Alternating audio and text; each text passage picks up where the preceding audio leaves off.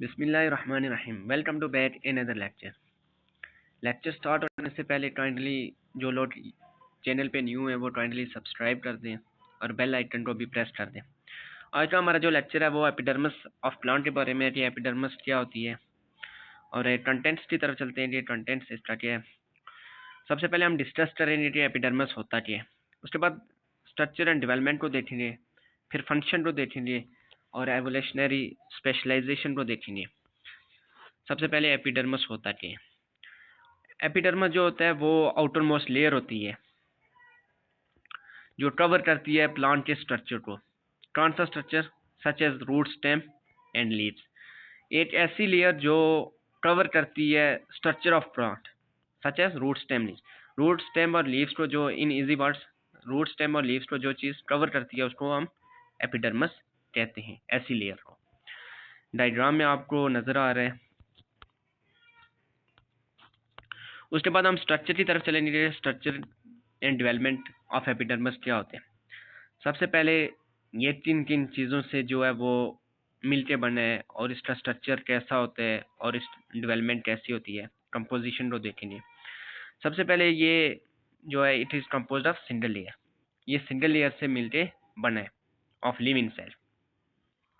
उसके बाद एपिडर्मिस जो होती है वो यूजुअली क्लोजली पैक्ड होती है without intercellular spaces. Intercellular spaces के बगैर जो होती है ये पैक्ड होती है। और क्लोरोप्लास्ट, समटाइम इसके अंदर जो है क्लोरोप्लास्ट प्रेजेंट होता है, लेकिन सम कंडीशन में इसके अंदर क्लोरोप्लास्ट प्रेजेंट नहीं होता। उसके बाद इसमें ये डिस्कस करेंगे कि जो जो होता है एपिडर्मिस उसका बेसिक फंक्शन क्या है। तो वो एक तो ये है कि सूरज से जो रेडिएशन आती हैं प्लांट की तरफ उनसे वो प्रोटेक्ट करती है। जो इम्पॉर्टेंट इसका फंक्शन है कि ये प्रोटेक्शन करती है। उसके बाद दूसरा जो है कि ये जो बेस्ट जॉब करती है वो फोटोसिंथेसिस में हेल्प करती है। That's particularly important for leave because the main job is to photosynthesise.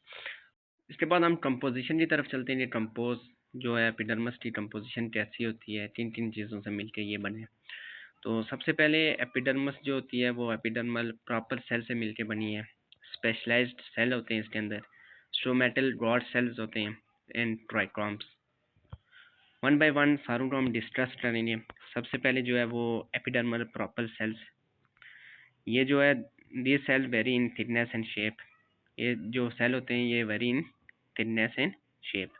तो आउटर वॉल जो होती है which are expose to the atmosphere. जो एपिडर्मिस की आउटर वॉल टाइम जब है वो अमूमन जो होती है वो मोटी होती है and may be covered by a waxy. एक वेट सी लाइक मटेरियल है उससे वो कवर्ड होती है एंड वाटर प्रूफ क्यूटिकल से। उसके बाद which are made of cuticle जो होती है वो किससे मिलके बनी है, वो एक क्यूटिकल लेयर जो है वो क्यूटिन लाइक मटेरियल से मिलके बनी है। उसके बाद हमने थर्ड पॉइंट देखना है कि वेट्स जो होते हैं वो किससे मिलके बने।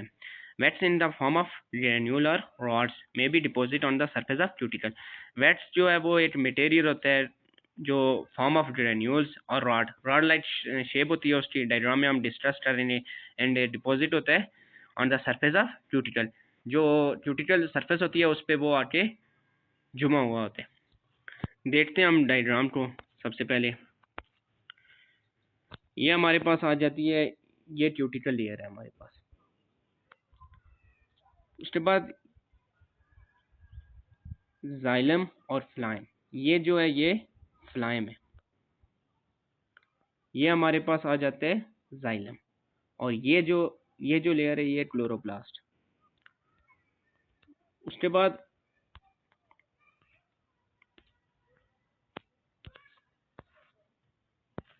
ये हमारे पास आ जाते हैं गॉड सेल।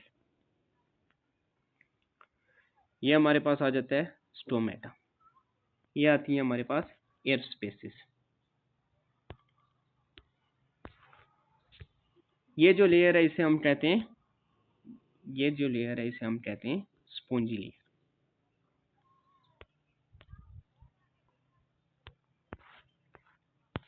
उसके बाद हम देखेंगे कि स्पेशलाइज्ड एपिडर्मस सेल क्या होते हैं और इनका क्या फंक्शन है और ये किधर किधर कौन कौन स्पीशीज में जो है वो प्रेजेंट होते हैं। तो सबसे पहले ये है कि ये टेरिडोफाइट एंड जिम्नोस्पर्म के अंदर प्रेजेंट होते हैं, and Gramineae and certain dicot fibre के अंदर like epidermal cell are formed. Specialised जो एपिडर्मल सेल होते हैं वो भी एपिडर्मल सेल की तरह ही होते हैं, जो ग्रेमिनाई एंड सर्टेन डाइकार्ड फाइबर के अंदर प्रेजेंट होते हैं। उसके बाद देखेंगे कि ग्रेमिनाई और अदर मोनोकॉट जो फाइबर है उनके अंदर वो कौन सा स्ट्रक्चर बनता है जिसको हम बुलिफॉर्म कहते हैं। तो Gramineae and other monocot bubble light cell are formed.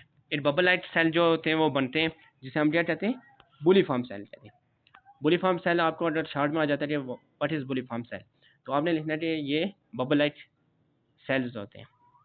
उसके बाद देखना है कि these cell are larger than normal cell. Bulliform cell जो होते हैं वो larger than normal epidermal cell, ये लार्जर होते हैं नॉर्मल एपिडर्मल सेल से, एंड थिन वॉल, और इसकी जो वॉल होती है वो थिन होती है। फंक्शन देखेंगे कि स्पेशलाइज्ड एपिडर्मल सेल का फंक्शन क्या है। तो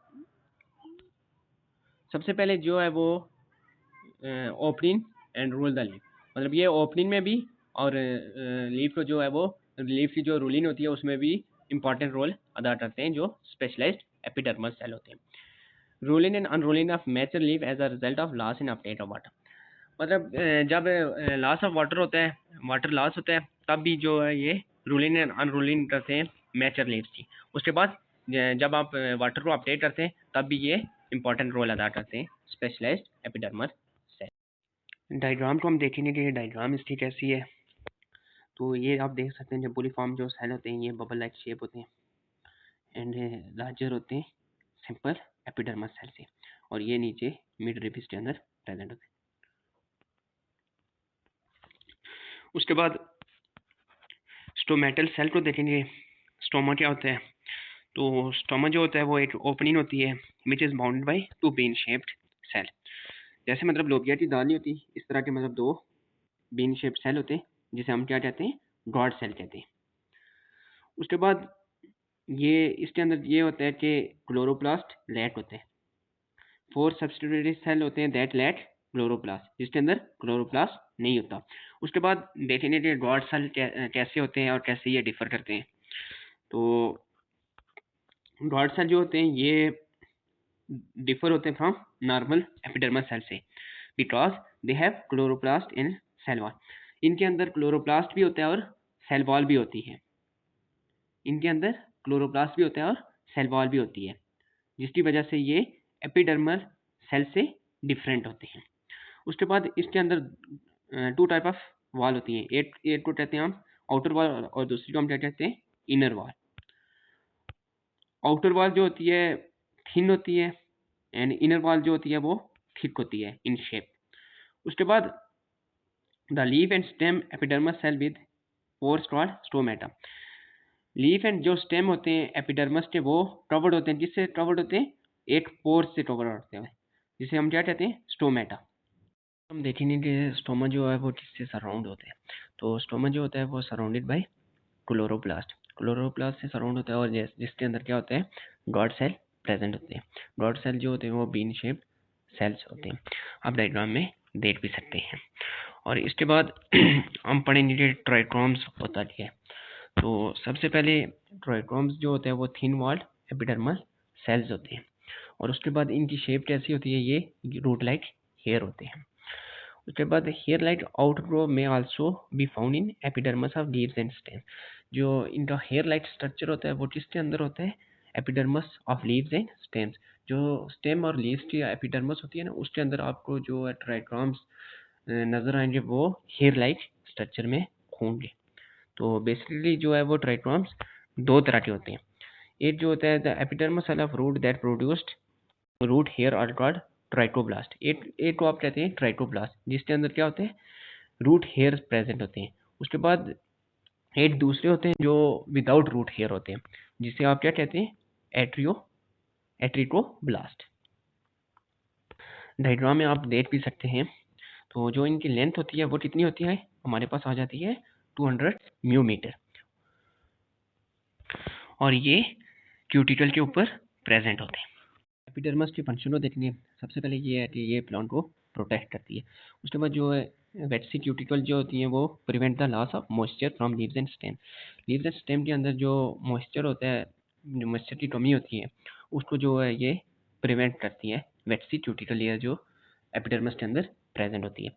उसके बाद transparent epidermis allow sunlight for photosynthesis, और ये जो है एपिडर्मिस फोटोसिंथेसिस में इंपॉर्टेंट रोल अदा करती है। उसके बाद लीव्स एंड स्टेम जो होते हैं allow exchange of gases take place which necessary for photosynthesis and जो इसके अंदर जो है वो स्टोमेटा प्रेजेंट होता है जो इंपॉर्टेंट रोल अदा करता है गैसेस एक्सचेंज में, और फोटोसिंथेसिस एंड रेस्पिरेशन में जो है एपिडर्मिस इंपॉर्टेंट रोल अदा करती है। उसके बाद रूट हेयर्स प्रेजेंट होते हैं जो एब्जॉर्ब करते हैं वाटर को एंड डिजॉल्व करते हैं ऑइन को फ्रॉम द सॉइल। उम्मीद करता हूँ तो आपको आज का जो लेक्चर है वो समझ आया होगा, और wait for next lecture. Thank you for watching.